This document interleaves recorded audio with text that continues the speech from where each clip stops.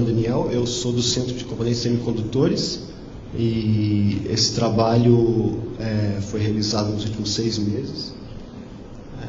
O trabalho foi realizado na Unicamp, aqui no CEPEM.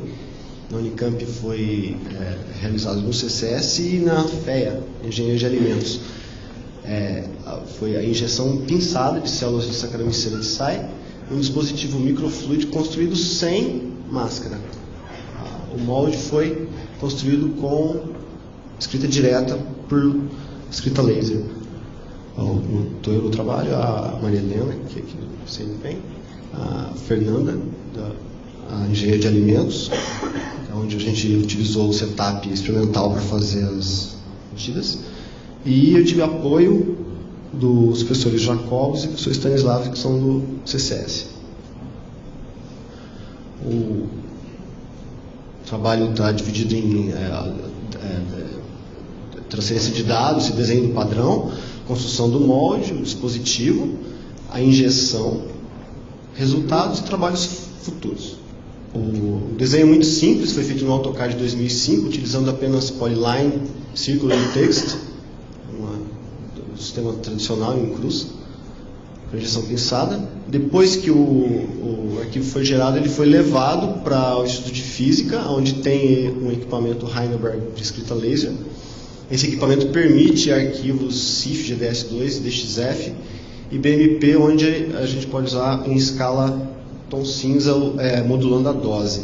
Nesse caso, então, a gente usou o arquivo DXF. Aqui é só uma ampliação da parte da mesa onde a amostra de silício foi colocada. A lâmina de silício utilizada foi de 3 polegadas. Aqui tem uma foto da lâmina já processada. O spinner que a gente utilizou, a gente na verdade colocou então, sobre a lâmina de silício a gente depositou um SU850, que a princípio dá 50 microns de espessura, com 2 rotações e tal, e a gente teve aqui 60, na verdade não 50, de espessura.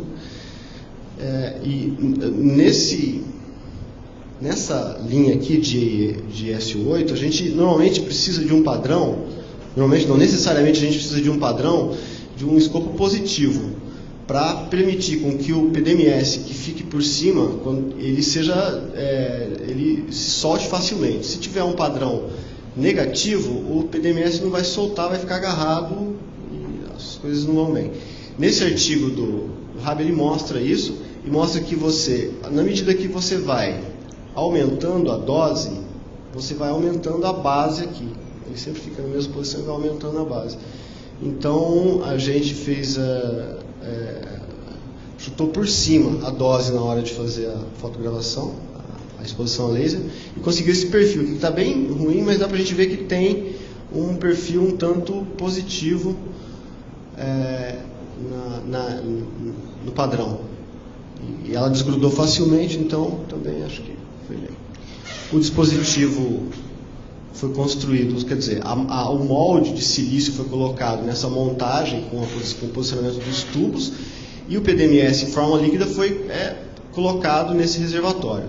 Após a secagem, o PDMS foi desgrudado desse molde e foi com o plasma de oxigênio, ele foi soldado numa placa de vidro de 4 polegadas. Depois a gente pegou essa amostra, levou para a Unicamp, onde tem o setup experimental na Engenharia de Alimentos, e lá a gente fez a injeção. Esse aqui é o setup de injeção. Então aqui está só uma ampliação dessa região aqui, onde tem o dispositivo com as entradas, e a gente utilizou 2 bombas de seringa, uma para injetar água nas entradas superiores e inferiores, e uma outra bomba de seringa para fazer a injeção no ponto central, onde a gente injetou as células. Os resultados que a gente obteve então foi: não tivemos problema de desenho e transferência de dados, aceitação de dados no equipamento. A litografia do silício do SU8 foi feita com sucesso. O dispositivo não apresentou vazamentos e nem problema de soldagem, e a injeção pinçada teve sucesso. nos próximos slides eu vou mostrar alguns vídeos que a gente fez lá. Sempre são vídeos que são sempre desse jeito aqui, quer dizer, a água vem por cima e por baixo, e aqui sempre entram as células, e aqui dá para perceber, vocês vão ver que tem uma injeção pinçada, quer dizer, as células que saem aqui, elas correm não individualmente, essa é a ideia, pelo menos, de fazer com que as células corram individualmente. A concentração não estava boa e tal, mas quase individualmente elas correm pelo centro do canal em fluxo laminar até o final do canal.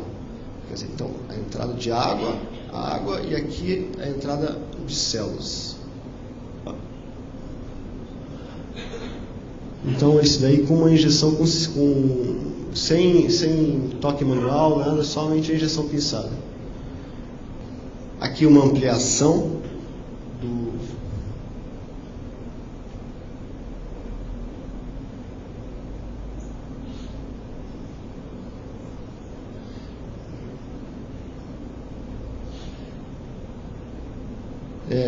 nesse momento eu dava para fazer uma certa pressão no tubo e conseguia controlar, fazendo quase que um controle manual, um controle manual da entrada de células no canal. Aqui um outro vídeo parecido, de fato. Também lentamente, aí a pinça se forma e as células são injetadas no centro do canal. Isso daqui que dá para ver, quer dizer, a ideia é que uma célula individual passa aqui. Isso daqui tem mais ou menos 50, então aqui tem mais ou menos 8, 10. Dá para imaginar que tem uma célula individual correndo aqui. Uma concentração muito alta e não deu tempo da gente terminar esse assunto e conseguir registrar isso bem. Mas eu acredito que seja bem possível fazer isso. Outro problema que a gente teve foi que no momento a gente não tinha as seringas que eram adequadas do ponto de vista de volume. A gente precisava usar seringas com volume menor, porque a seringa que a gente está usando de 5 ml, na menor corrida da bomba de seringa, ainda o fluxo era muito alto para o canal que a gente tinha. Aqui as células individualmente, então, ou quase individualmente, são lançadas no centro do canal. Esse trabalho trouxe muita coisa, do ponto de vista de as coisas se ampliaram, as ideias apareceram. E aqui eu não listei, não são exatamente as coisas que a gente vai fazer, mas são coisas que apareceram como interessantes. Por exemplo, a utilização de SU8 como material estrutural. Isso é uma coisa que a gente tem vontade de fazer. Utilizar esse mesmo dispositivo para estruturas massivas, para separação e filtração. Uma linha de pesquisa que está sendo desenvolvida lá no CCS é também na direção de fazer microcromatógrafos. E nesse caso, existe uma possibilidade, utilizando esses microcanais, desse jeito que eu estou fazendo, empacotando elementos por restrição de canal. Existem outras opções que apareceram também nas conversas com o professor Fracassi da Unicamp, etc., de detecção de ácido lático, porque, de forma geral, esse trabalho não só é para injeção pinçada, mas para controle, para observar a saúde da célula. Essa é a ideia, colocar a célula num canal.